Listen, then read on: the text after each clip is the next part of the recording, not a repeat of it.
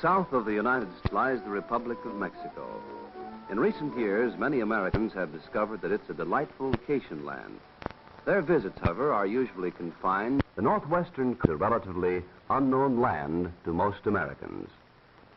Northern Mexico is an arid semi-desert region, which is a continuation of our southwestern by the long, narrow peninsula of Baja California. Baja California means Lower California.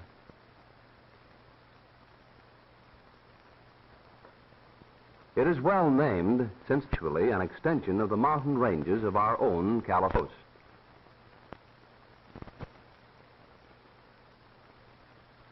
It stretches for 750 miles south of the border as a rugged, barren desert country with little water or green grass.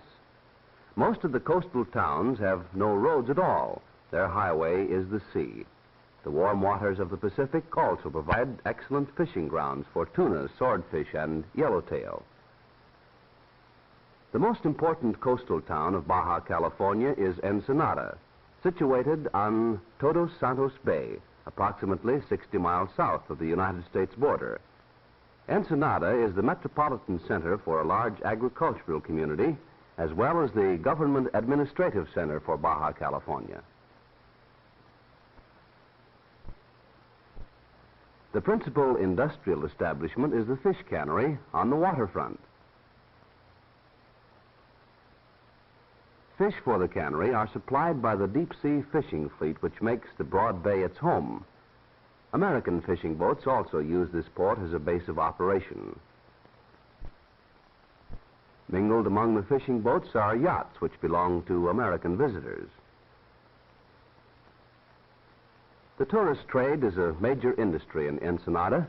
Many tourists drive down to Ensenada from San Diego over a good highway, attracted by the foreign atmosphere and the smart shops which offer beautiful hand-woven wool blankets and fine Mexican silverwork.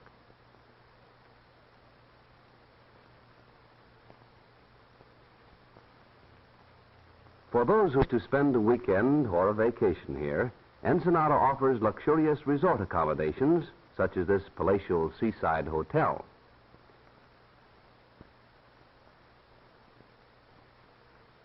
South of Ensenada are the mountains, waterless, rocky, and barren.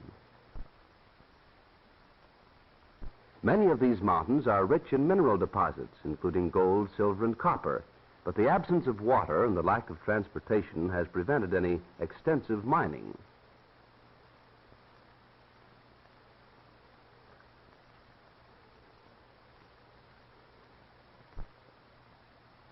Nestled in among the rocky peaks are a few sheltered valleys, such as this one at Santo Tomás, where deep wells and irrigation bring out the wonderful fertility of the desert soil.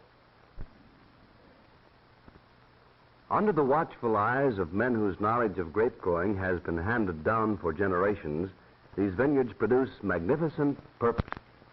From these grapes are made fine wines, which are famous throughout Mexico and the United States. 350 miles south of the American border is Turtle Bay. Here in the little town of San Bartolomé is located a lobster and abalone cannery. Lobsters are caught in wooden traps set in the little coves along the rocky coast. These lobsters, which are really a type of crayfish, are found along the entire coast of Baja California. Abalone fishermen find the large shellfish clinging to the rocks on the bottom of the bay. They're gathered by divers equipped with modern diving suits of rubber, fitted with a heavy metal helmet.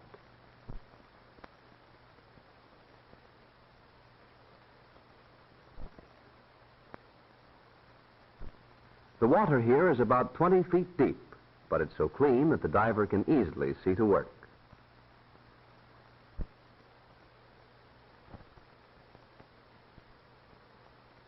He is supplied with air through hoses that connect his helmet to a motor-driven air pump.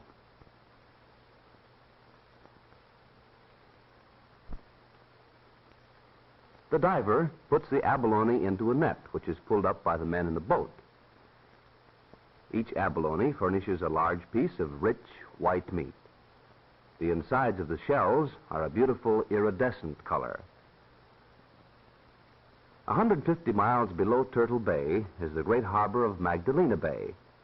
This is reputed to be the finest natural harbor on the Pacific coast, but the lack of fresh water has prevented its commercial development. In fact, the single community on the bay is a tiny settlement on the eastern shore. The only fresh water in the area is found on one of the offshore islands. The local water carrier brings it from the island to the village in a small sailboat. Since the island is 20 miles away, he's able to make only one trip each day. The water, which is not too clean and has a peculiar taste, is transported in casks and old oil drums and sold to the townspeople for approximately 1 peso per cask. The people of the village make their living principally by fishing.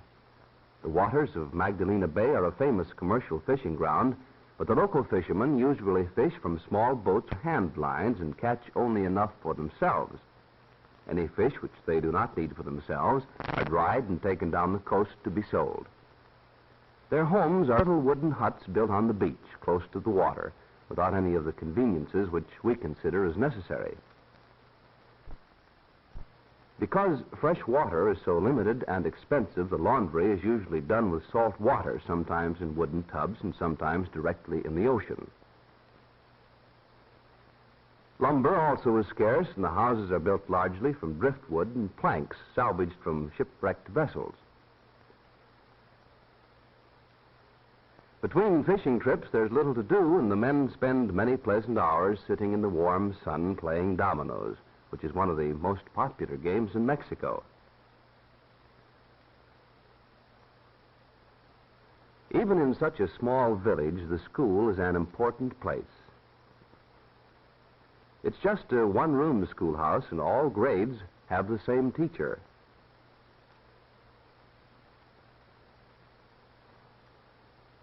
The teacher is a graduate of a special government school and has been trained to teach not only reading, writing, and arithmetic, but also health and hygiene, good citizenship, and group activities.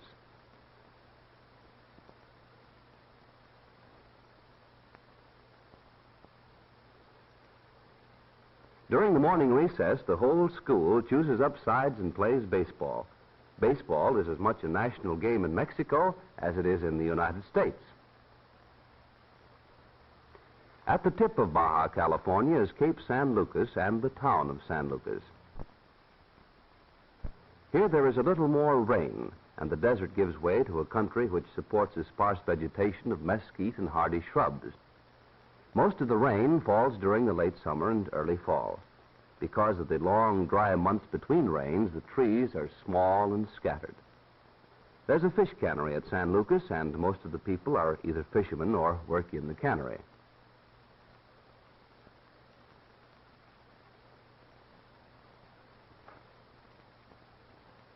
The post office is combined with the telegraph station. And here, the postmistress, who operates them both, also maintains a government weather station in the attractive garden behind her home. Cooking is done on wood-burning stoves, and the hunt for firewood is never-ending.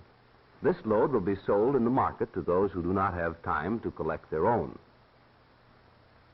One good customer for firewood is the village baker.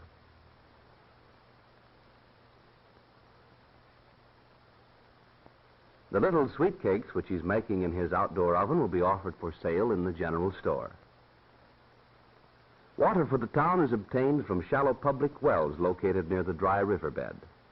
While these wells supply water all the year round, during the dry season the water in them becomes very low, and there is sufficient for only the most important needs.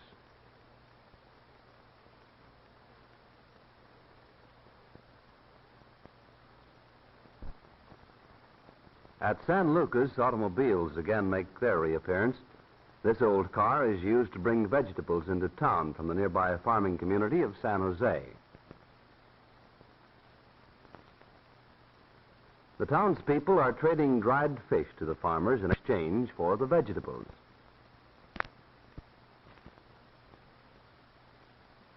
The sleepy little town marks the last of 700 miles of wild desert and empty beaches. For at Cape San Lucas, the peninsula of Baja California ends abruptly in tremendous cliffs, standing in majestic solitude, a fitting monument to a lonesome, forgotten land.